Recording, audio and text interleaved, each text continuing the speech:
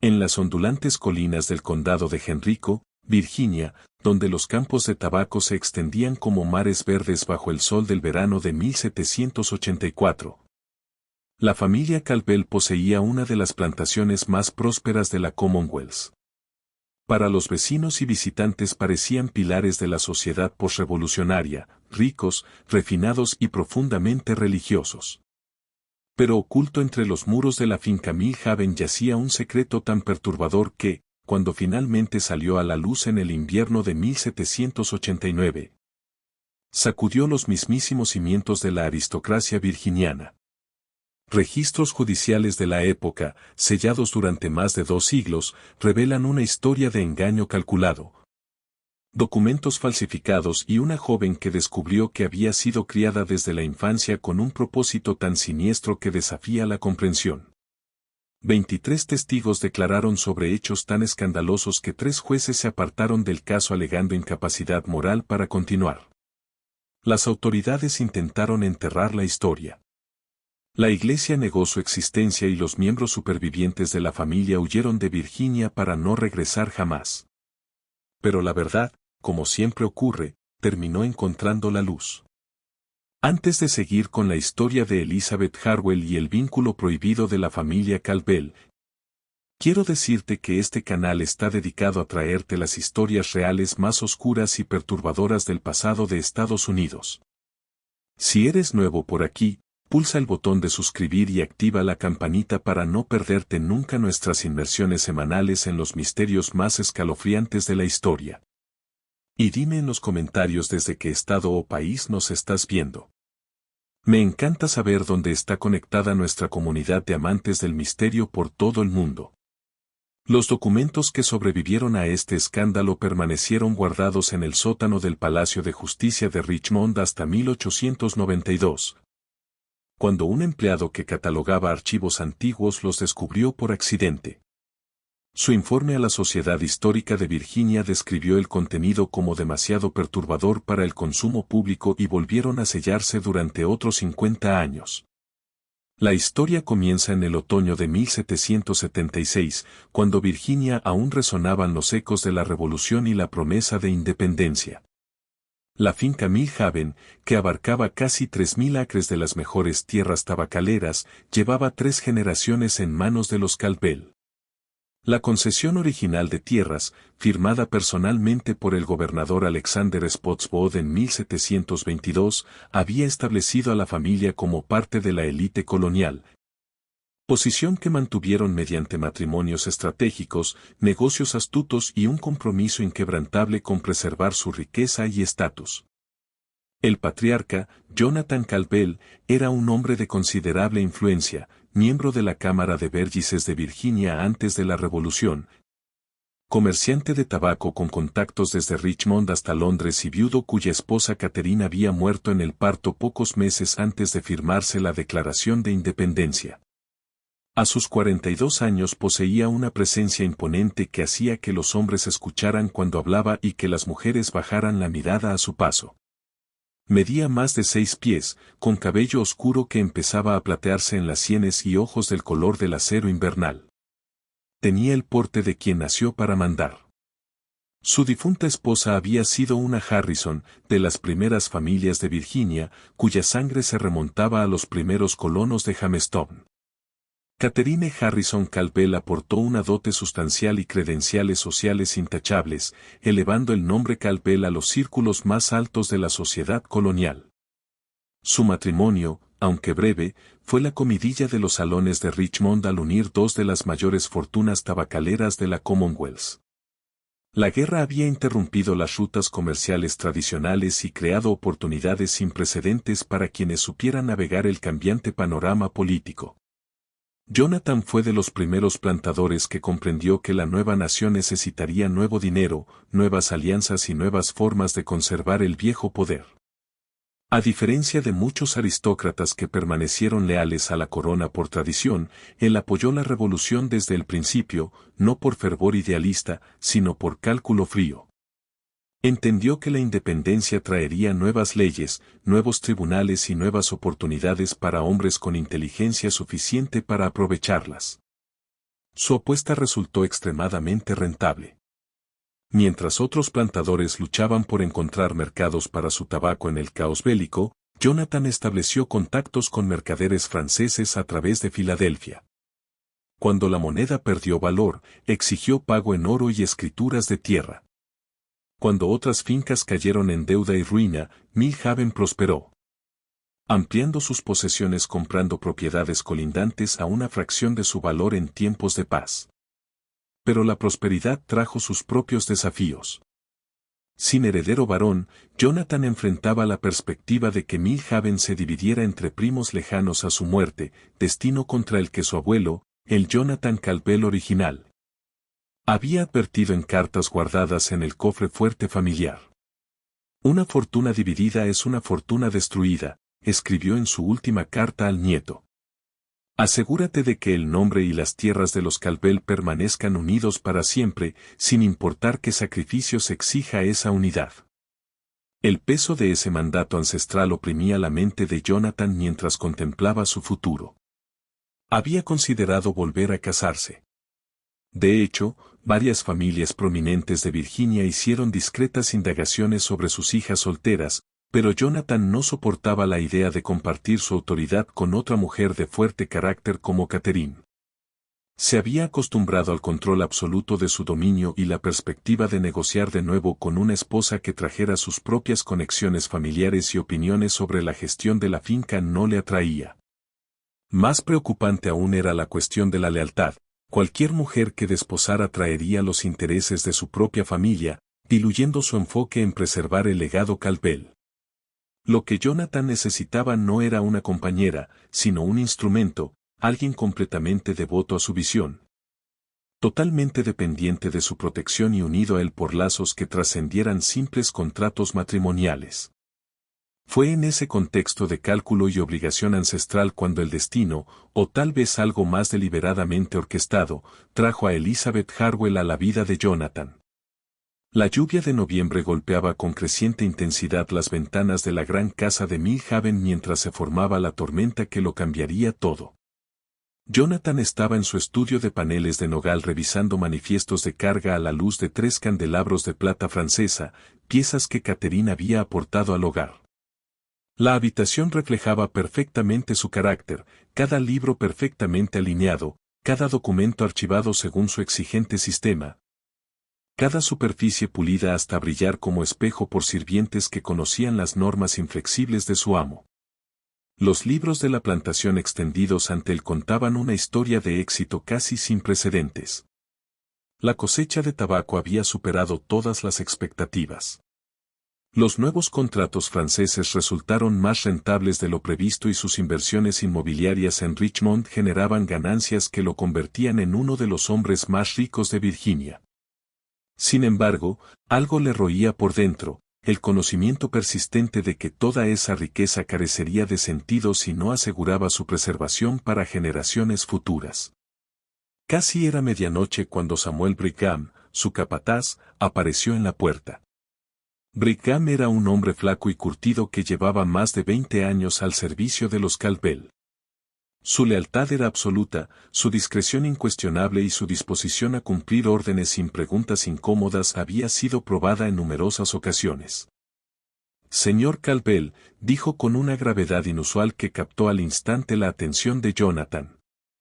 Ha habido un accidente en el camino de Richmond. Un carruaje volcado en la tormenta. Parece gente de calidad, señor. Jonathan dejó la pluma con cuidado deliberado. Gente de calidad significaba responsabilidad, sobre todo para un hombre de su posición en la comunidad. Más importante, solía significar oportunidad.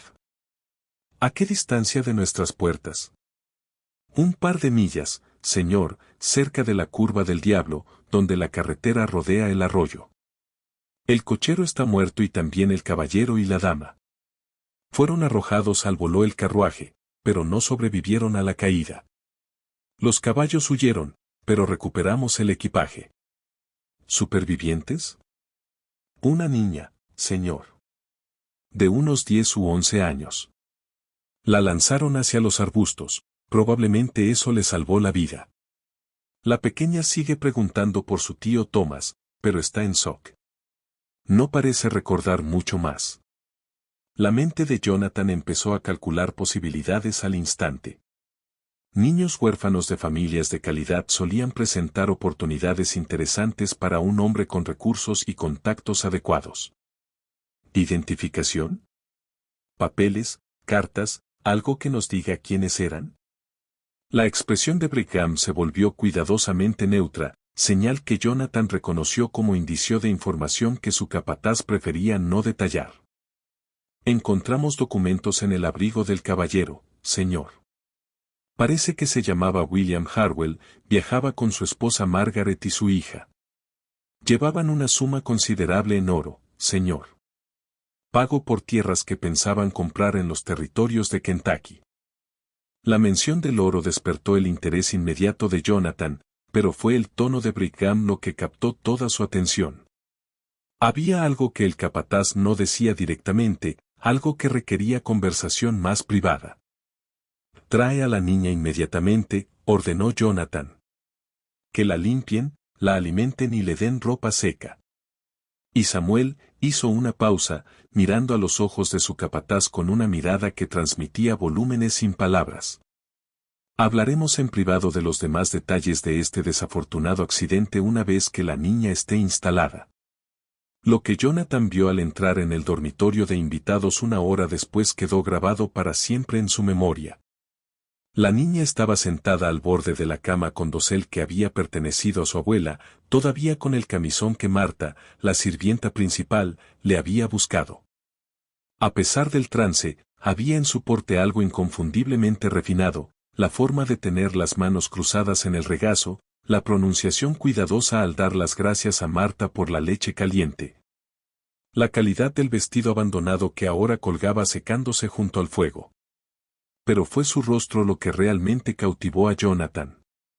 La niña guardaba un parecido asombroso con su difunta esposa Catherine, especialmente en los ojos y la delicada línea de la mandíbula. El cabello, una vez lavado y seco, resultó ser del mismo castaño rico que el de Catherine. Y cuando ella alzó la vista hacia él con aquellos grandes ojos oscuros, Jonathan sintió un sobresalto de reconocimiento que le cortó la respiración. ¿Cuál es tu nombre, niña? Preguntó Jonathan con una suavidad inusual sentándose en la única silla de la habitación para quedar a su altura. Elizabeth Harwell, respondió ella con voz apenas audible, pero con el acento refinado de la sociedad educada. ¿Mis padres, de verdad se han ido? Samuel dijo que hubo un accidente, pero pensé que tal vez.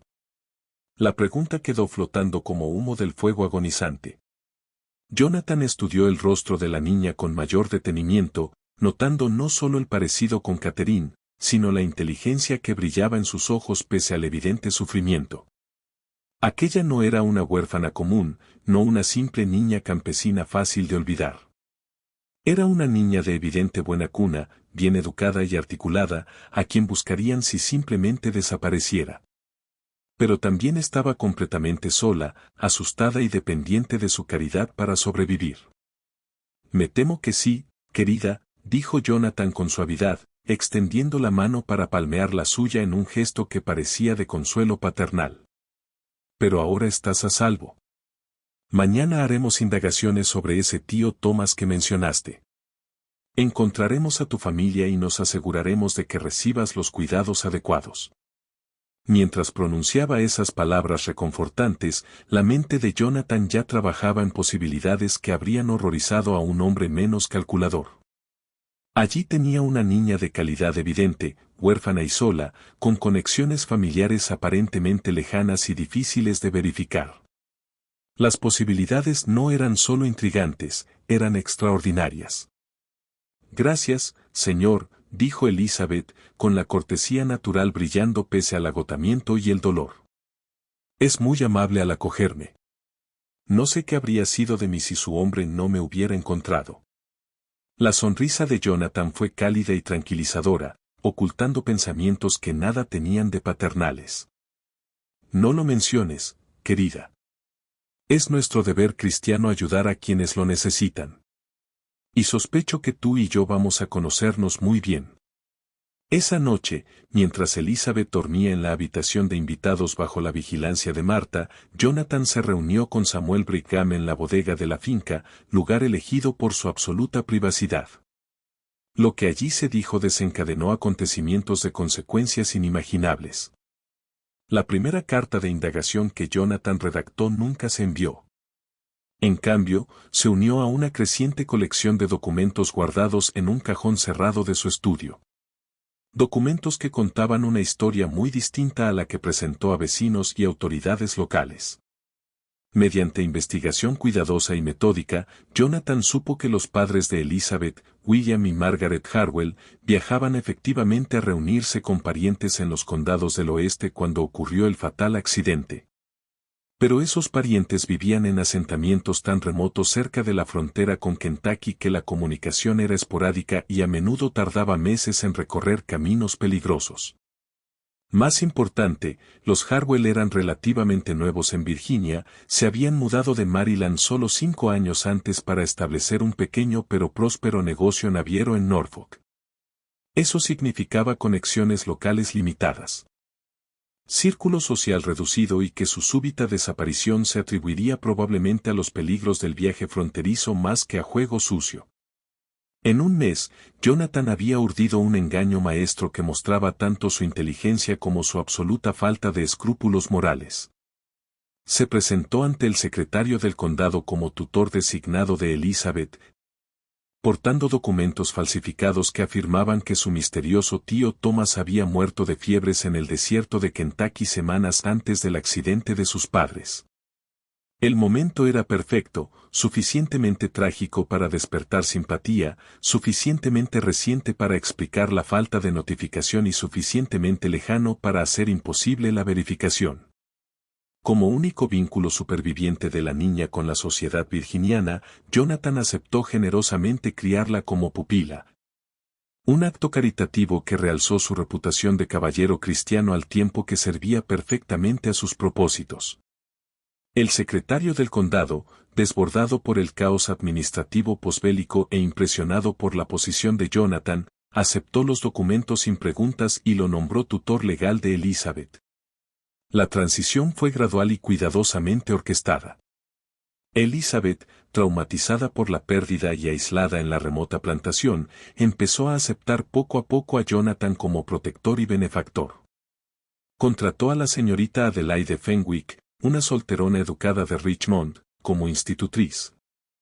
Asegurándose de que Elizabeth recibiera educación acorde a su posición mientras controlaba rigurosamente su contacto con el mundo exterior.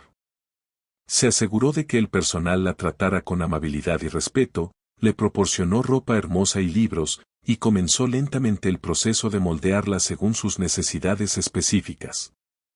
Pero los planes de Jonathan requerían más que simple tutela. En el invierno de 1778 hizo un viaje a Richmond que resultaría crucial para su diseño final. Allí, en las elegantes oficinas de su abogado Cornelius Vance, ejecutó una serie de maniobras legales de audacia y sofisticación impresionantes. Vance era un hombre que entendía el valor de la discreción y la importancia de no hacer preguntas incómodas a clientes del calibre de Jonathan. Bajo y preciso, con cabello gris escaso y manos suaves de quien nunca hizo trabajo manual, había construido su bufete sirviendo las complejas necesidades legales de la élite plantadora de Virginia.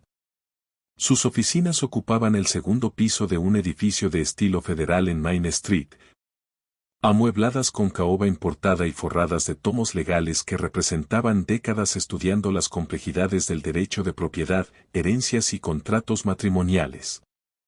Primero, hizo que Vance redactara papeles de adopción formal, convirtiendo legalmente a Elizabeth en su hija y posible heredera de la finca. Los documentos eran obras maestras de precisión legal, estableciendo no solo su autoridad parental, sino también los derechos de ella a heredar Mill Haven en ausencia de otros herederos directos. Para cualquier observador casual, parecía el generoso acto de un viudo sin hijos que aseguraba el futuro de una niña huérfana. Segundo, y más extraordinario, hizo preparar un contrato matrimonial estándar, con una cláusula peculiar que solo cobraría sentido años después.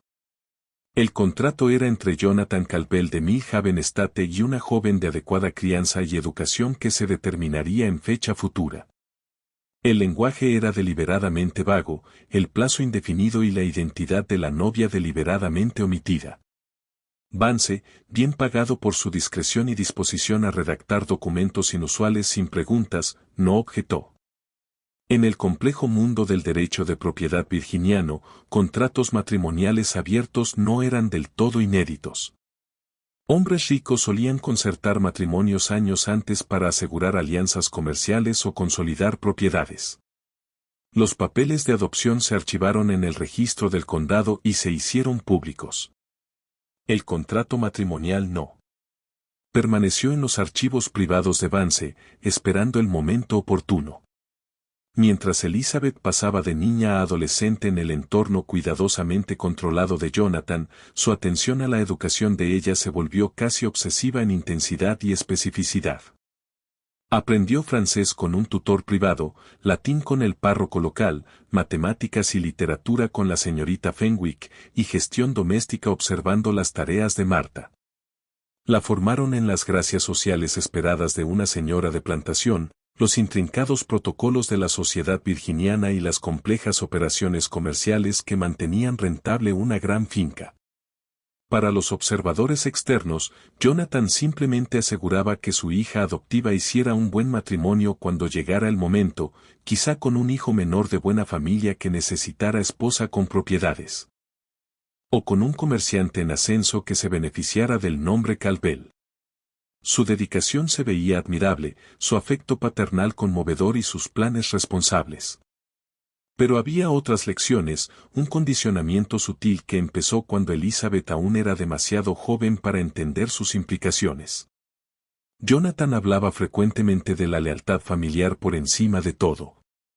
De los lazos sagrados que trascendían las convenciones sociales y de los precedentes bíblicos para arreglos familiares inusuales que servían propósitos superiores de Dios. Contaba historias de los patriarcas que tuvieron múltiples esposas y estructuras familiares complejas para asegurar la supervivencia de su linaje. Hablaba a menudo de la historia de los Calvel, subrayando los sacrificios que generaciones anteriores hicieron para preservar tierras y legado. Poco a poco, casi imperceptiblemente, empezó a enfatizar el papel especial de Elizabeth en esa saga. No era solo su hija adoptiva, explicaba, sino la clave para preservar todo lo que la familia había construido durante generaciones. Era lo bastante inteligente para los negocios, lo bastante bella para honrar el nombre y lo bastante leal para anteponer los intereses familiares a los deseos personales. Para 1782, cuando Elizabeth tenía 16 años y florecía en una joven de belleza e inteligencia notables, la base psicológica del plan de Jonathan estaba casi completa. La habían aislado de jóvenes de su edad, le repetían que su destino era preservar el legado Calvel y la habían condicionado gradualmente a ver a Jonathan no solo como padre adoptivo, sino como centro de su universo y arquitecto de su futuro. La fase final comenzó en primavera de 1784 cuando anunció que había recibido correspondencia de un primo lejano que deseaba concertar un matrimonio para unir dos ramas de la familia Calvel y asegurar la preservación de la finca para generaciones futuras. La propuesta, explicó, culminaba años de planificación cuidadosa y aseguraría su futuro al tiempo que honraba las obligaciones con la familia que la había criado. La primera visión que Elizabeth tuvo de su prometido fue un exquisito retrato en miniatura que Jonathan le presentó en su estudio una cálida mañana de abril.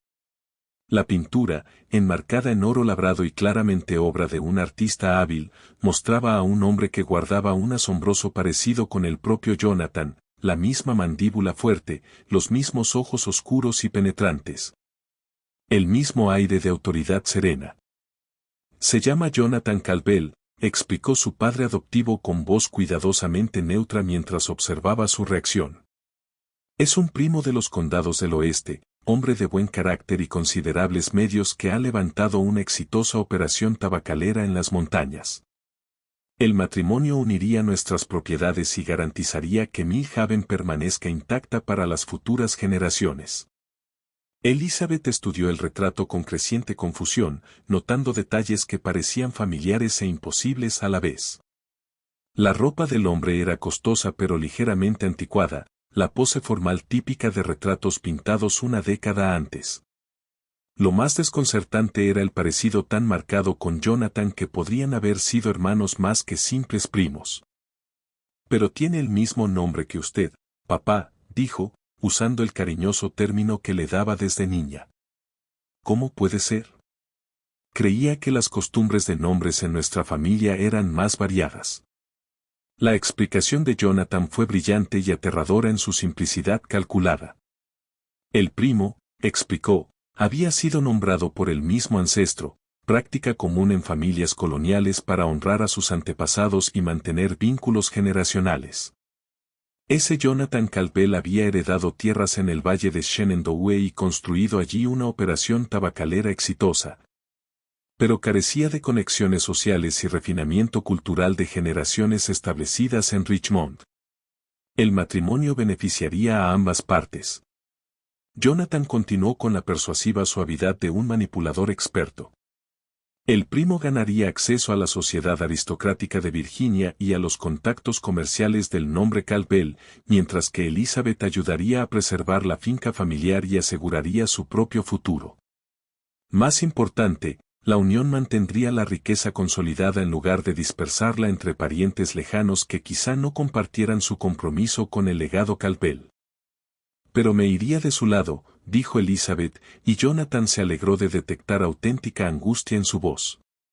Durante años había cultivado cuidadosamente su dependencia emocional, asegurándose de que la idea de la separación no solo fuera incómoda, sino casi impensable. No te irías, querida, respondió Jonathan con voz suave de afecto paternal que ocultaba corrientes más oscuras de satisfacción. Expandiríamos la familia. Este matrimonio se ha arreglado con gran cuidado para que nunca estés lejos de quienes más te quieren. De hecho, incluye disposiciones para que tu nuevo esposo pase temporadas considerables aquí en Mill Haven, ayudando a gestionar las operaciones combinadas de ambas fincas. Los preparativos nupciales comenzaron de inmediato, pero fueron muy distintos a los que Elizabeth había presenciado en visitas a plantaciones vecinas o sus escasas salidas a eventos de sociedad en Richmond. En lugar de la gran ceremonia pública típica de la sociedad plantadora virginiana, con elaboradas listas de invitados, semanas de festejos y cientos de familiares, amigos y socios comerciales, esta sería una ceremonia privada en Mill Haven con solo un reducido grupo de testigos cuidadosamente seleccionados. Jonathan explicó esta inusual disposición como necesidad práctica y social. Muchas familias prominentes seguían dispersas por el reciente conflicto. Los viajes seguían peligrosos y la familia del novio había expresado preferencia por ceremonia sencilla que no interfiriera con las complejas negociaciones comerciales del acuerdo matrimonial. Además, el estatus de huérfana de la novia hacía inapropiada gran celebración. Sería más decoroso realizar la ceremonia con dignidad y contención. Con el verano dando paso al otoño, Elizabeth se encontró cada vez más inquieta por aspectos del arreglo que no encajaban. Pese al respeto por el juicio de Jonathan y gratitud por sus cuidados, las invitaciones nupciales, que no le permitieron ver personalmente, supuestamente se enviaron a la familia del novio y a diversos parientes Calvel lejanos, pero nunca llegó respuesta a Mill Haven. Cuando pidió leer las cartas de aceptación o excusa que deberían estar llegando, Jonathan explicó que esa correspondencia se manejaba a través de su abogado en Richmond para no molestarla con detalles innecesarios.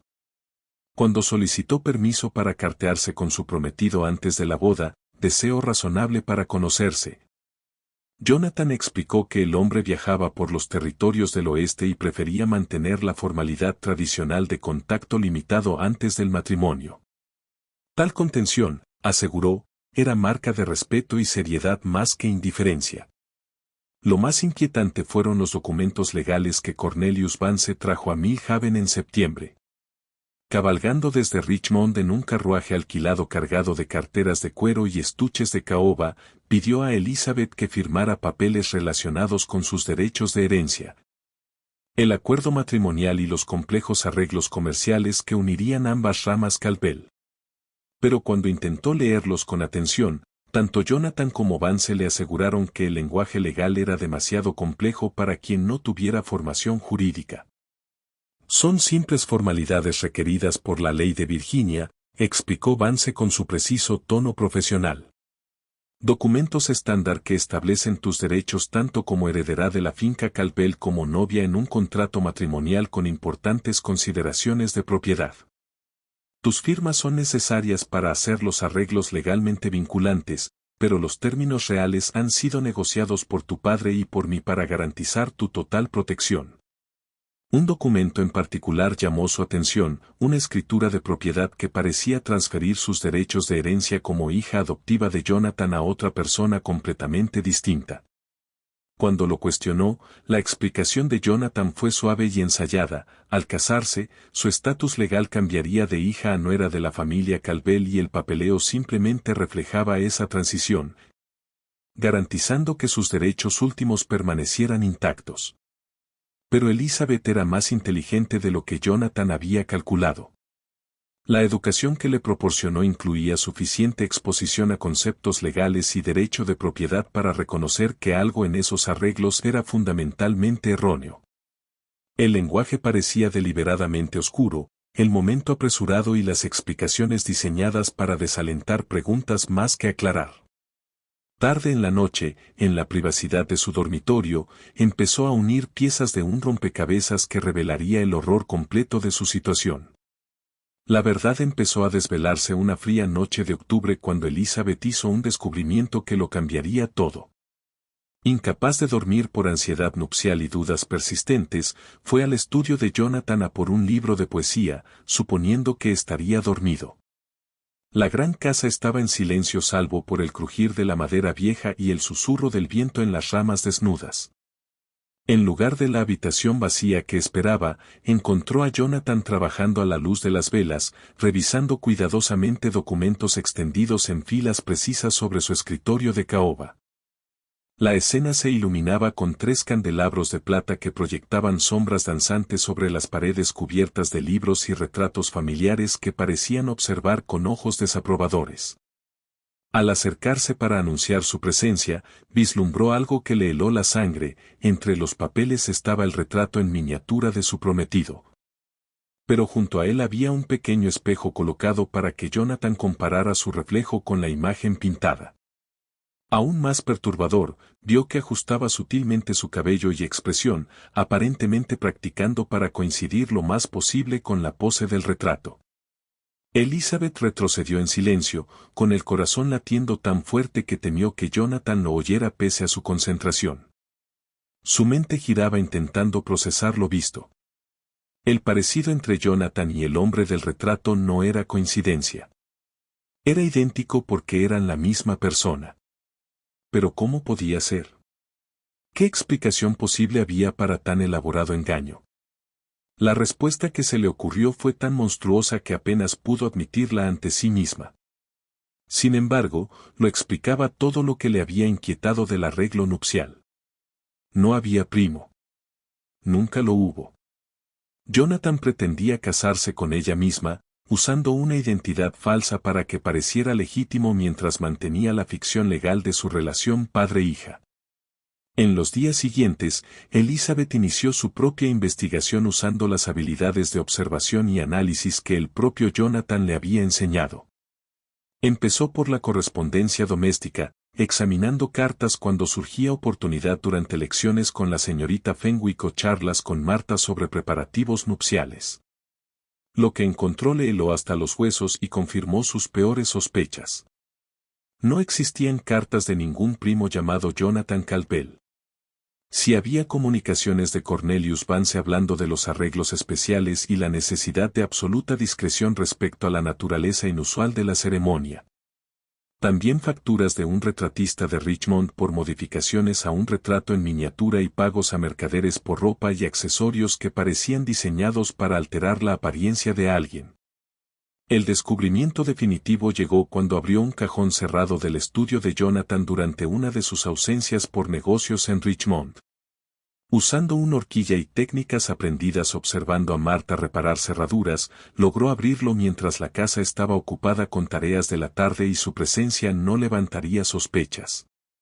Dentro encontró documentos que revelaban toda la extensión de su engaño, las cartas de indagación sobre sus padres que nunca se enviaron, los papeles de tutela falsificados. La correspondencia inventada del primo ficticio expresando entusiasmo por el matrimonio y, lo más condenatorio, notas detalladas de puño y letra de Jonathan esbozando sus planes para la noche de bodas y los años posteriores. Pero fue el contrato matrimonial el que reveló el horror completo de su situación. El documento, en la cuidadosa caligrafía legal de Vance, era entre Jonathan Caldwell de Millhaven Estate, condado de Henrico, y Elizabeth Harwell, hija adoptiva legal del mencionado Jonathan Caldwell. No se mencionaba primo alguno.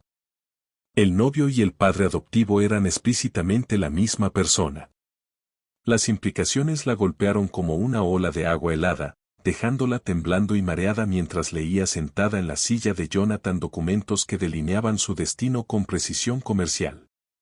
Cada bondad que le había mostrado, cada lección impartida, cada momento de afecto paternal había sido un paso calculado hacia esta violación definitiva. La habían preparado desde la infancia para ser no solo su heredera, sino su esposa, una mujer que sería a la vez hija y esposa, asegurando que su linaje continuara mientras la finca permanecía bajo su control absoluto. Lo más aterrador del plan era su sofisticación legal y la indefensión absoluta que creaba para ella. Al adoptarla primero, Jonathan había establecido sus derechos de herencia y su autoridad paternal. Al casarse con ella después, mantendría control sobre la finca mientras aseguraba que cualquier hijo nacido de la unión fuera indiscutiblemente heredero legítimo de la fortuna Caldwell. En el complejo panorama legal de la Virginia posrevolucionaria, donde los derechos de propiedad eran primordiales y los linajes familiares determinaban posición social, el arreglo era perturbador, pero no necesariamente ilegal. Aún más horrendas eran las notas de Jonathan sobre sus planes a largo plazo.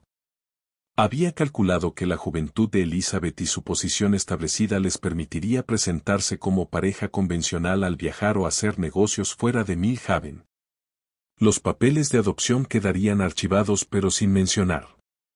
El certificado matrimonial mostraría solo sus nombres sin referencia a su relación previa. Y sus hijos crecerían conociendo a Jonathan solo como padre, nunca sabiendo la verdad sobre los orígenes de su madre. Esa noche Elizabeth permaneció despierta planeando su huida. Pero al acercarse el amanecer se dio cuenta de la horrible verdad, no tenía a dónde ir ni recursos propios. Jonathan había sido meticuloso en aislarla del mundo. No tenía amigos de su edad, ni contactos con familias que pudieran ayudarla, ni dinero ni propiedad a su nombre. Incluso si pudiera probar lo que pretendía hacer, los mismos documentos que servirían de prueba habían sido diseñados para hacerla parecer cómplice. La boda estaba fijada para el 15 de noviembre, solo 3 semanas después. El tiempo se agotaba y la trampa de Jonathan era casi perfecta en su crueldad. La oportunidad de Elizabeth llegó en forma de un visitante inesperado que llegó a Millhaven como respuesta a oraciones desesperadas. El 3 de noviembre, un ministro itinerante llamado Reverendo Thomas Harley pidió refugio para la noche durante su viaje entre parroquias rurales de Virginia. Su apellido hizo que el corazón de Elizabeth latiera entre esperanza y terror. ¿Podía ser conexión con su verdadera familia? El reverendo Harley era hombre de unos 50 años, cabello gris y tez curtida de quien pasaba la mayor parte del tiempo recorriendo caminos difíciles entre asentamientos dispersos. Su ropa lo señalaba como de medios modestos pero posición respetable, y su conversación durante la cena reveló amplio conocimiento de familias virginianas y sus historias, fruto de años realizando bautizos, bodas y funerales por toda la Commonwealth. Durante la cena servida en el comedor formal de Millhaven bajo retratos de antepasados Caldwell, Elizabeth escuchó atenta mientras el reverendo hablaba de sus viajes por Virginia y las Carolinas. Contó historias de asentamientos fronterizos, plantaciones aisladas y los retos de atender comunidades dispersas por cientos de millas de selva. Cuando Jonathan se ausentó para dar instrucciones a Samuel Brigham sobre el alojamiento del huésped, Elizabeth aprovechó la oportunidad. Reverendo Harley, dijo en voz baja, controlando su voz pese a la emoción y el miedo que la recorrían. ¿Tendría la bondad de decirme si conoció a una familia llamada Harwell? Creo que podrían ser parientes lejanos míos. El rostro curtido del ministro se iluminó con reconocimiento y calidez genuina. Claro que sí, hija. William y Margaret Harwell, trágica pérdida ese accidente de carruaje hace años. Buena gente, cristianos fieles que asistían a mis oficios siempre que estaban en Norfolk por negocios. Hablaban mucho de su hija Elizabeth, una niña despierta a la que llevaban a vivir con el hermano de Margaret en los territorios de Kentucky tras cerrar unos asuntos en el oeste. La compostura de Elizabeth estuvo a punto de romperse al escuchar confirmación de hechos que Jonathan decía imposibles de verificar. Hermano, no tío Thomas. Hermano Thomas, sí. Thomas Whitfield era su nombre, aunque Margaret conservó su apellido de soltera Harwell tras el matrimonio. No era raro en familias donde la mujer aporta propiedad sustancial al matrimonio. Según tengo entendido, sigue con su puesto comercial cerca de Roxburgh. Todavía esperando noticias de su hermana y familia. Bastante preocupado, de hecho, porque nunca llegaron a la cita prevista. ¿Por qué preguntas, hija? Antes de que Elizabeth pudiera responder, Jonathan regresó al comedor y la conversación cambió de tema. Pero Elizabeth había aprendido lo suficiente para confirmar sus peores temores y descubrir al mismo tiempo que tenía familia real, aún viva y buscándola. Y el tío Thomas del que Jonathan decía que había muerto era en realidad el hermano de Margaret, con apellido distinto, y no solo estaba vivo sino buscándola activamente. Esa noche Elizabeth tomó una decisión desesperada que requeriría cada gramo de coraje e inteligencia que poseía. Confrontaría directamente a Jonathan, no para pedir clemencia o negociar su libertad, sino para reunir la prueba necesaria para exponer sus crímenes al reverendo Harley. Si lograba convencer al ministro de llevar noticia de su situación a las autoridades de Richmond, quizá tuviera oportunidad de escapar de la trampa que llevaba 13 años cerrándose en torno a ella. Esperó hasta que la casa durmiera y se deslizó por los oscuros pasillos hasta el estudio de Jonathan, donde sabía que trabajaba hasta tarde revisando correspondencia y registros de la plantación. Lo encontró tal como esperaba, revisando los últimos detalles de su boda. Los documentos falsos extendidos ante él como planes de campaña militar. Cuando alzó la vista y la vio en el umbral, aún con su camisón y bata blancos, su expresión pasó de sorpresa a algo mucho más peligroso, cálculo frío que le recordó brutalmente que estaba sola con un hombre capaz de matar. Elizabeth, dijo con calma, dejando la pluma con precisión deliberada. Deberías estar durmiendo. Mañana tenemos muchos preparativos para nuestra boda. El posesivo énfasis en la palabra nuestra le produjo un escalofrío, pero Elizabeth se obligó a mantenerse firme. No hay primo, dijo, su voz sorprendentemente firme pese al terror que le recorría las venas. Nunca lo hubo. ¿Pretende casarse conmigo usted mismo? La máscara de afecto paternal de Jonathan cayó por completo, revelando al depredador frío que siempre había acechado bajo la superficie. La transformación fue aterradora en su totalidad. Desapareció cualquier pretensión de amor paternal, sustituida por la mirada calculadora de un hombre cuyos planes cuidadosamente trazados habían sido descubiertos, pero que aún confiaba en su control de la situación. Eres más perspicaz de lo que esperaba, dijo, levantándose lentamente de la silla. Su imponente figura proyectaba largas sombras a la luz de las velas y Elizabeth recordó con fuerza lo indefensa que estaba físicamente frente a él. Sí, no hay primo y sí, dentro de 12 días serás mi esposa. También seguirás siendo mi hija, mi heredera y la madre de los hijos que perpetúen el nombre Calpel. Es un arreglo que sirve perfectamente los intereses de todos. De todos menos los míos, respondió Elizabeth, sorprendida por su propia audacia ante peligro tan abrumador. La sonrisa de Jonathan fue fría como la luz de la luna invernal, desprovista de cualquier calor o humanidad. Tus intereses son mis intereses, Elizabeth. Lo han sido desde la noche en que te encontré, huérfana y sola en el camino de Richmond. ¿Crees que tu rescate fue pura casualidad? ¿Crees que decidí criarte, educarte y mantenerte por simple caridad cristiana? La implicación de sus palabras golpeó a Elizabeth como un golpe físico, confirmando sospechas que apenas se había atrevido a reconocer. ¿El accidente del carruaje? ¿Lo sabía de antemano? Lo organicé, dijo Jonathan con el tono casual de quien comenta el tiempo. Tus padres viajaban con una suma considerable en oro, pago por tierras que pensaban comprar en Kentucky. Mis hombres recibieron orden de volcar el carruaje y recuperar los fondos, pero tú fuiste una bonificación inesperada.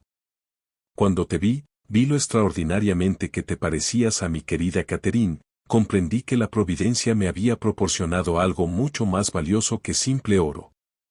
El horror completo de su situación se cristalizó en ese instante con claridad asombrosa. Sus padres no murieron en un accidente fortuito. Fueron asesinados por orden de Jonathan a cambio de su dinero. Ella no fue rescatada, fue secuestrada. Toda su vida de los últimos 13 años se había construido sobre violencia, engaño y el calculado acondicionamiento de una niña para propósitos tan malignos que desafiaban la comprensión. La ley no permitirá esto, dijo Elizabeth, aunque sabía la futilidad de sus palabras en una sociedad donde las mujeres apenas tenían derechos independientes de sus parientes varones. La risa de Jonathan fue genuinamente divertida, resonando entre los muros llenos de libros de leyes y retratos familiares. La ley, querida, es lo que hombres como yo decidimos que sea. Eres legalmente mi hija, lo que significa que estás bajo mi autoridad absoluta mía hasta el matrimonio. Legalmente serás mi esposa, lo que significa que seguirás bajo mi autoridad después. Los documentos están correctamente ejecutados, atestiguados por hombres respetables y registrados en los tribunales correspondientes. No hay ley en Virginia ni en ningún otro lugar que pueda tocarnos.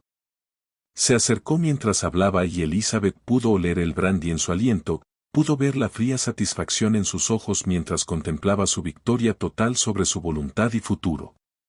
Más importante, querida, no tienes a dónde ir ni nadie que te ayude. Tu precioso tío Thomas cree que moriste con tus padres hace 13 años. No tienes amigos, ni dinero, ni contactos con nadie que pueda ayudarte. Aunque lograras huir de Millhaven, serías una huérfana sin un penique, sin prueba de tu identidad y sin forma de sobrevivir. Pero Jonathan había subestimado un factor crucial. La desesperación de Elizabeth había sido igualada por 13 años de educación y observación cuidadosa. Había aprendido no solo literatura y matemáticas, sino el arte de leer a las personas, entender motivaciones y reconocer debilidades, y había identificado la mayor vulnerabilidad de Jonathan: su arrollador orgullo por su propia astucia. Tiene razón, dijo en voz baja, dejando que la derrota se filtrara en su tono. No tengo elección más que aceptar lo que ha planeado. Pero necesito entender algo antes de resignarme a este destino. ¿Cómo supo que mis padres viajarían por esa carretera con tanto dinero? ¿Cómo organizó una emboscada tan perfecta? La expresión de Jonathan cambió a una de orgullo satisfecho al reconocer lo que creía capitulación. Como muchos criminales inteligentes, no pudo resistir la tentación de explicar la brillantez de su plan a alguien capaz de apreciarlo. Tu padre fue un necio, dijo, acomodándose de nuevo en la silla con aire de quien disfruta alardear de sus logros. Anunciaba sus negocios con demasiada libertad, hablaba demasiado abiertamente en tabernas de Norfolk sobre sus planes de comprar tierras en Kentucky.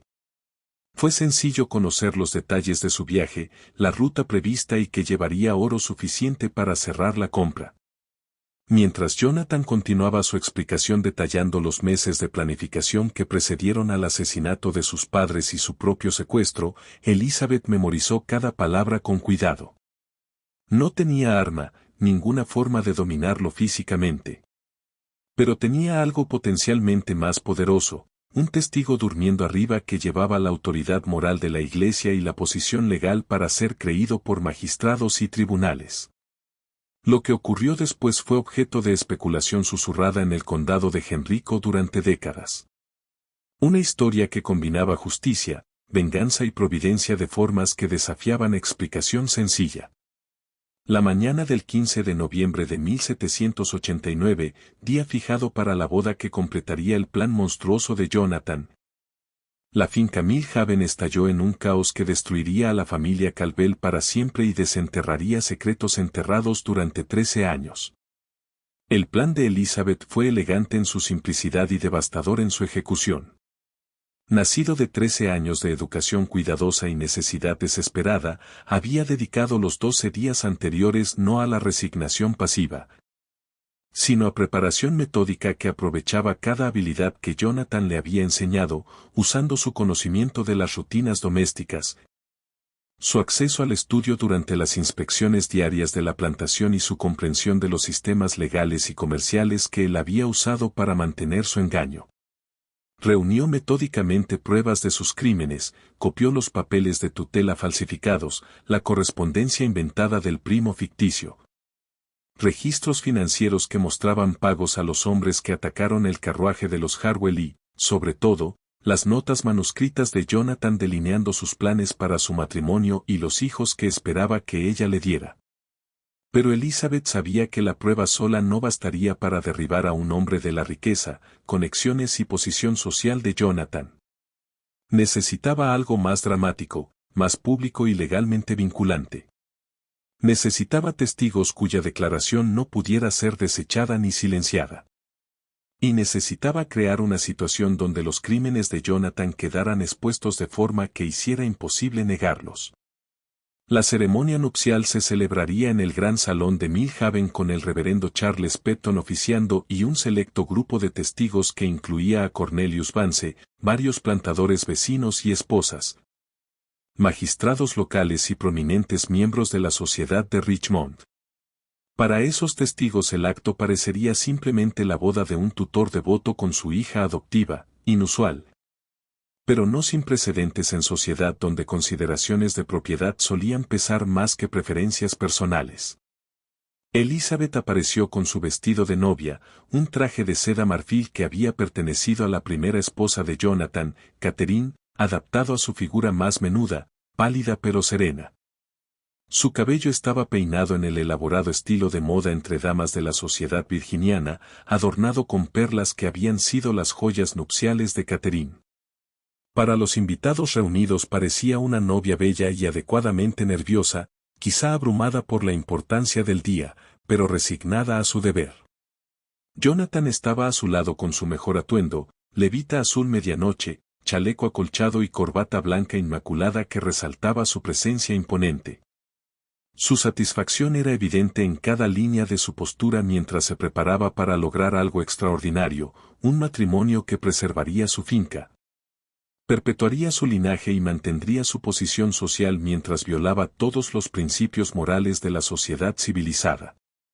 El reverendo Petton, anciano ministro que llevaba más de 30 años sirviendo a la sociedad plantadora de Virginia, comenzó la ceremonia con las palabras tradicionales que habían unido a incontables parejas en la Commonwealth. Su voz llevaba el peso de la autoridad religiosa al hablar de los sagrados lazos del matrimonio, los deberes de marido y mujer y la bendición divina que acompañaba la unión de dos almas en matrimonio cristiano. Mientras la ceremonia avanzaba por sus ritmos familiares, los testigos empezaron a relajarse en la comodidad del antiguo ritual. Después de todo era simplemente otra boda de plantación. Tal vez inusual en sus circunstancias, pero siguiendo patrones que habían presenciado innumerables veces. La novia era hermosa, el novio próspero y la unión serviría a los propósitos prácticos que gobernaban la mayoría de matrimonios aristocráticos. El reverendo Petton llegó a la pregunta tradicional sobre impedimentos al matrimonio.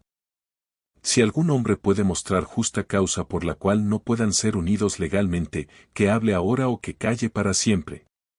Cuando Elizabeth habló con voz clara que resonó por todo el salón, debo confesar un engaño ante Dios y ante estos testigos, dijo, sus palabras cortando la atmósfera ceremonial como una hoja.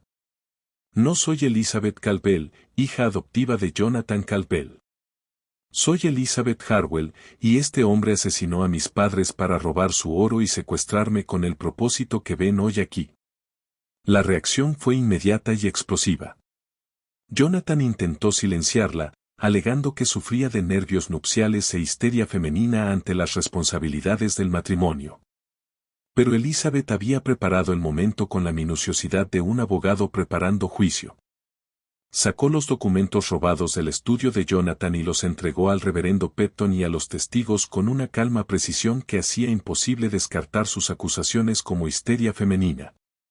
Mientras los hombres que entendían documentos legales y registros financieros examinaban las pruebas, la magnitud de los crímenes de Jonathan se hizo innegable. Los papeles de adopción falsificados con alteraciones cuidadosas y firmas fabricadas, la correspondencia planeando el asesinato de sus padres escrita de puño y letra de Jonathan, los registros financieros mostrando pagos a Samuel Brigham y otros por servicios especiales en el camino de Richmond, las notas detalladas delineando su acondicionamiento desde la infancia para esta violación definitiva. Todo estaba allí, documentado con la precisión meticulosa de un hombre que nunca imaginó que sus crímenes serían descubiertos.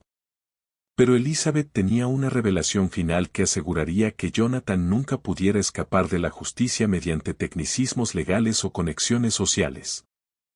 Hay otro crimen que deben conocer, anunció, su voz firme pese a la magnitud de lo que revelaba. La primera esposa del señor Caldwell, Catherine, no murió en el parto como ha afirmado a esta comunidad durante 13 años. Encontré su diario oculto en el sótano de esta casa junto con correspondencia del Dr. Marcus Fleming de Richmond que describe síntomas compatibles con envenenamiento por arsénico. Murió envenenada por su marido cuando descubrió sus amoríos con mujeres esclavas y amenazó con exponerlo ante la sociedad de Richmond. La acusación de uxoricidio combinada con la prueba del secuestro de Elizabeth y el asesinato de sus padres creó un escándalo que ni la riqueza ni las conexiones de Jonathan pudieron contener. Varios testigos eran magistrados con formación legal suficiente para reconocer la validez de las pruebas presentadas por Elizabeth. Inmediatamente pusieron a Jonathan bajo arresto pendiente investigación formal pese a sus protestas y alegatos de que era un malentendido orquestado por una joven mentalmente inestable. El juicio que siguió fue uno de los más sensacionales de la historia temprana de Virginia, atrayendo atención de periódicos hasta Filadelfia y Boston.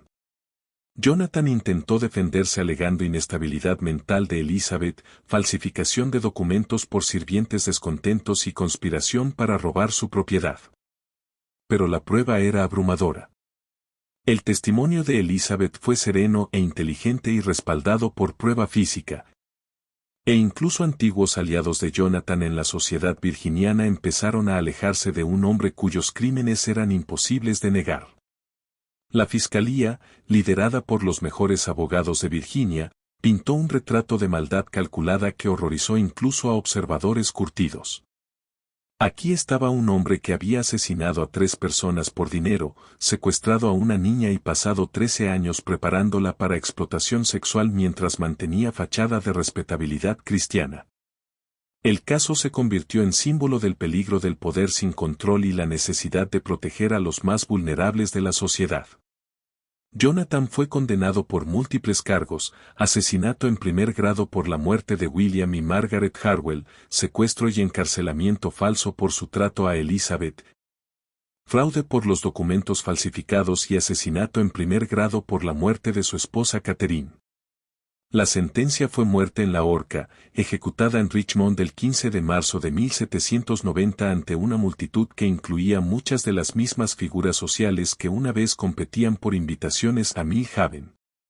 Elizabeth usó su herencia, legalmente suya como hija adoptiva de Jonathan y única víctima superviviente de sus crímenes, para localizar a su tío Thomas Whitfield en los territorios de Kentucky. El viaje duró 3 meses y requirió ayuda de marshals federales, pero finalmente lo encontró aún regentando su puesto comercial cerca de Roxburgh, aún esperando noticias de su familia perdida. Su reencuentro fue tierno y alegre, pero Elizabeth cargaba cicatrices que nunca sanarían del todo. Había sobrevivido a 13 años de manipulación psicológica y escapado por poco de un destino peor que la muerte. pero la experiencia la había cambiado de formas fundamentales. Poseía un conocimiento profundo del mal humano y determinación de impedir que otros niños sufrieran destinos similares. Nunca se casó pese a recibir numerosas propuestas de hombres atraídos por su belleza, inteligencia y sustancial herencia. La sola idea de ponerse bajo autoridad legal de un hombre seguía demasiado aterradora, demasiado reminiscente la trampa de la que apenas escapó. En cambio dedicó su vida y fortuna a fundar escuelas para niños huérfanos en Kentucky y Virginia, creando instituciones donde los más vulnerables recibieran educación y protección sin ser explotados por quienes decían cuidarlos. Las escuelas que fundó se convirtieron en modelo de bienestar infantil en la nación en expansión, enfatizando no solo educación sino protecciones legales para huérfanos y sistemas de verificación de antecedentes para quienes quisieran adoptar o emplear niños. Su obra influyó en el desarrollo de salvaguardas legales que protegerían a incontables niños en las décadas siguientes.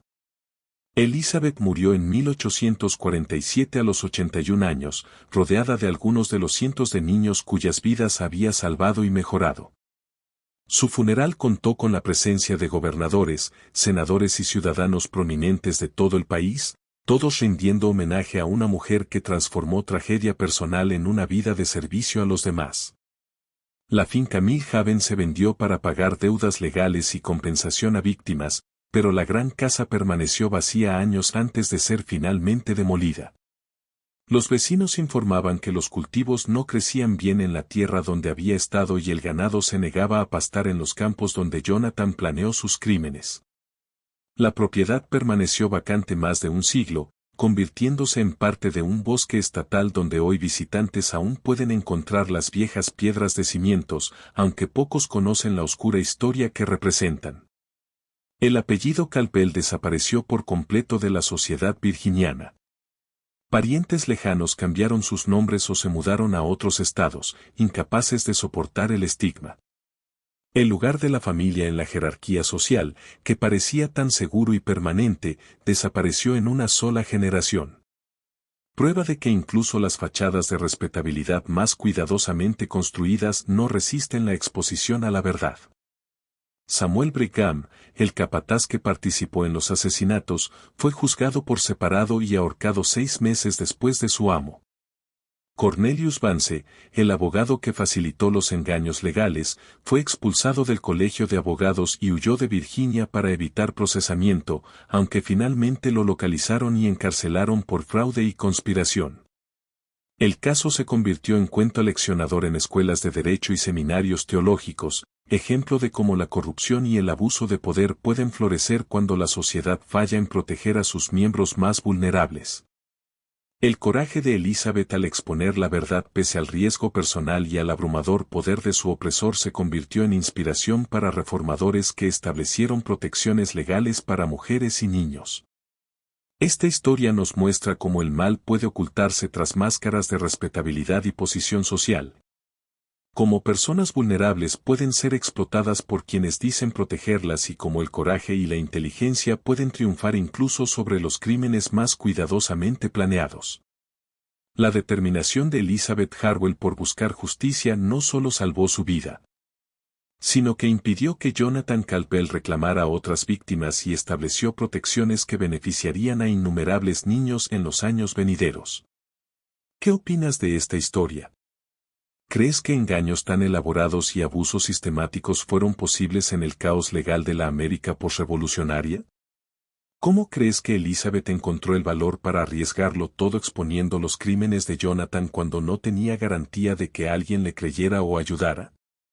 Deja tu comentario y comparte tus ideas sobre cómo la inteligencia y determinación de una sola mujer derribaron a un depredador aparentemente intocable que ocultaba su maldad tras riqueza y posición social. Si te gustó este oscuro relato de la historia oculta de Virginia, suscríbete a Liturgy of Fear. Activa la campanita para no perderte nuestras exploraciones semanales de los misterios más escalofriantes de la historia de Estados Unidos y comparte este video con alguien que aprecie historias de coraje triunfando sobre él. Mal calculado. Hasta la próxima, Recuerda que los monstruos más terroríficos suelen llevar las máscaras más civilizadas y que a veces los mayores héroes son quienes se niegan a callar ante injusticia indecible.